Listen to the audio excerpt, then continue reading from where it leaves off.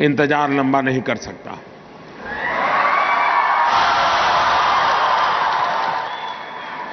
चुन चुन करके हिसाब लेना, ये मेरी फितरत है।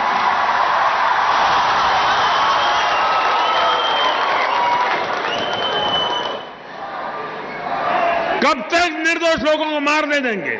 ये हमारा सिद्धांत है।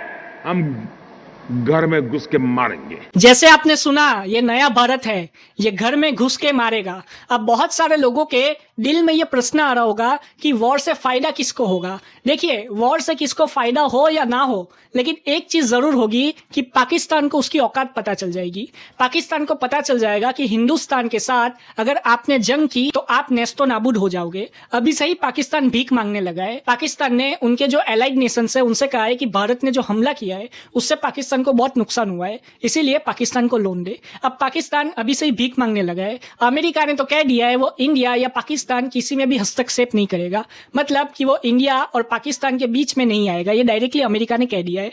कोई भी देश इंडिया और पाकिस्तान के बीच में नहीं आ रहा। अभी इंडिया और पाकिस्तान के बीच में ऑफिशियल युद्ध जो है वो जारी नहीं हुआ, लेकिन अभी इंडिया और पाकिस्तान युद्ध में ही है, क्योंकि दोनों एक दूसरे के हवाई क्षेत्र को पार कर रहे हैं। मतलब कि जहां पे एलओसी है उसका भी उल्लंघन किया जा रहा है। सबसे पहले पाकिस्तान की तरफ से हुआ, उसके बाद इंडिया ने भी एलओसी का उल्लंघन किया और एलओसी में सीजफायर किया।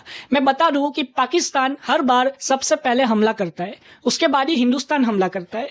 अब एंड में क्या होगा, तो एंड में सिंपल सी बात है कि यहाँ पे पाकिस्तान खुद ही माफी मांग के, या तो वो खुद ही चुप होके जो ये हमले हैं, ये जो सारे कर रहा है पाकिस्तान ड्रोन से, वो खुद ही बंद करवा देगा और वो शांति से बैठ जाएगा। क्योंकि पाकिस्तान को भी पता है कि उसके पास इतना गोला बारूद नहीं है कि वो इंडिया के साथ जंग लड़ सके, लेकिन इंडिया के पास हाईटेक वेपन्स है। इंडिया ने पाकिस्तान के सारे ड्रोन मार गिराए। इंडिया ने पाकिस्तान की सारी मिसाइलों को अपने एयर डिफेंस सिस्टम से हवा में ही मार गिराया। तो इससे आप सोच सकते हो कि इंडिया कितना मजबूत है मिलिट्री में। अब पाकिस्तान की सेना से इंडिया की सेना को कंपेयर करो तो मैं बता दूं कि पाकिस्तान की सेना टॉप 10 में भी नहीं आती। इंडिया की सेना टॉप 5 सेनाओं में आती है पूरी दुनिया की, लेकिन पाकिस्तान की सेना तो टॉप 10 में भी नहीं आती। तो इससे आप सोच सकते हो कि पाकिस्तान की सेना इंडिया के मुकाबले कहां ठहरती है। और मैंने जैसे कहा, पाकिस्तान के पास गोला बारूद भी नहीं है। अब आगे एक चीज और आपको ध्यान देने जैसी है कि पाकिस्तान ने यह कहा है कि हम बदला लेके रहेंगे। अब वो किसका बदला लेंगे? हमने तो टेररिस्ट जो कैंप थे वहां पे हमला किया,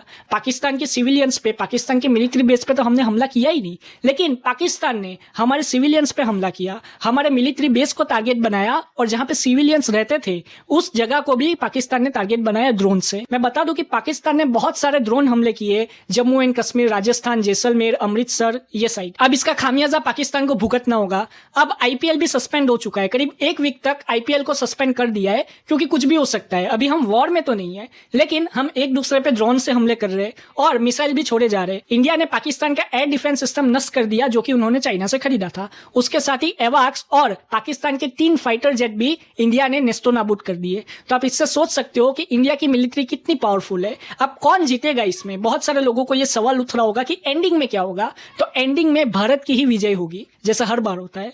ये बार भी भारत ही जीतेगा। और मैं बता दूं, अभी तक तो वॉर डिक्लेयर भी नहीं हुई और पाकिस्तान भी नहीं चाहेगा कि वॉर डिक्लेयर हो, क्योंकि पाकिस्तान को भी पता है कि वो वॉर में इंडिया के सामने एक दिन भी नहीं टिक पाएगा। पाकिस्तान अभी से ही सऊदी, तुर्की, चाइना से भीख मांगने लगा है। अब अगर चाइना ने पाकिस्तान को भीख दे भी दी तो चाइना कुछ ऐसे भीख नहीं देने वाला। चाइना पाकिस्तान की जमीन लेगा या तो कोई ना कोई फायदा देखेगा, उसके बाद ही चाइना पाकिस्तान को मदद करेगा। लेकिन अभी तो हमको यही सोच के चलना है कि पाकिस्तान ने जो हमला किया है उसका हम जवाब दे रहे हैं और उसके ही साथ में हम पाकिस्तान पे अभी भारी पड़ रहे हैं। इसीलिए पाकिस्तान दुनिया से गुहार लगा रहा है और पूरी दुनिया के सामने प्रोपोगेंडा फैला रहा है कि भारत ने हमारे सिविलियंस को मारे, लेकिन भारत ने किसी सिविलियन पे हमला किया ही नहीं। भारत ने तो पाकिस्तानी आतंकियों पे हमला किया। और मैं बता दूं, यहाँ पे ये भी खबर आ रही है कि पाकिस्तान अपने जो सिविलियंस है उसको सील की तरह यूज कर रहा है, मतलब कि उनको आगे कर रहा है ताकि भारत हमला करे तो आतंकियों पे हमला ना हो बल्कि उनके सिविलियंस मारे जाए। आप इससे सोच सकते हो कि पाकिस्तान कितना गिरा हुआ मुल्क है। वैसे भी वो तो गिरा हुआ है ही,